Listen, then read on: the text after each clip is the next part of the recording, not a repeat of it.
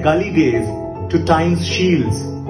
From breaking the window panes to tournaments, পৌলমীর second innings দেখলাম, বেশ বেশ ভালো, খুব সুন্দর। স্পোর্টস ডকুমেন্টারি আমি যে কয়েকটা দেখেছি তাতে একঘেয়েমি কোনো একটা বিশেষ খেলার উপরে নির্ভর করে হচ্ছে, কিন্তু ওর ভাবনা চিন্তা সেটা ভবিষ্যৎ প্রজন্মের জন্য খুব কাছে খুব সুন্দর একটা বিষয় বলে আমার মনে হচ্ছে।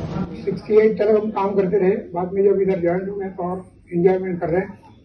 इधर का जो ग्रुप है वो बहुत बढ़िया है। इधर आएंगे 1 घंटा बैठेंगे तो भी মজা আছে।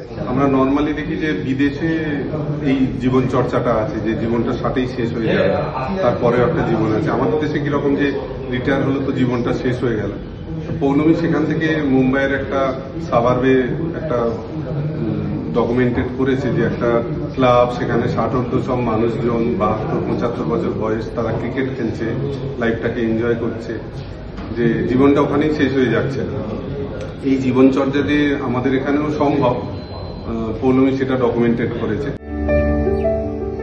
एक दिन अगर मैं प्रैक्टिस नहीं करता हूँ मुझे ऐसा लगता है कि मैंने लाइफ में कुछ किया नहीं। সাবজেক্টটা বিশেষ করে খুব আকর্ষণীয়। রিটায়ার্ড লাইফের পরেও যে আর একটা জীবন, দুরন্ত জীবন, হ্যাঁ, এটা আগের থেকে ছিল, ওটাও নতুন করে মানুষদের দেখাচ্ছে। এবং আমাদের বাংলায় অনেকেই রিটায়ার্ড লাইফের পর বিমর্ষ হয়ে যায়। বাংলা কেন, সারা পৃথিবীতে এই একটা ট্রেন্ড আছে। সেখানে এই ডকুমেন্টারি যদি সব জায়গায় অনেকে মানুষ দেখতে পারে, তাদের পক্ষে খুব ইন্সপিরেশন কাজ করবে।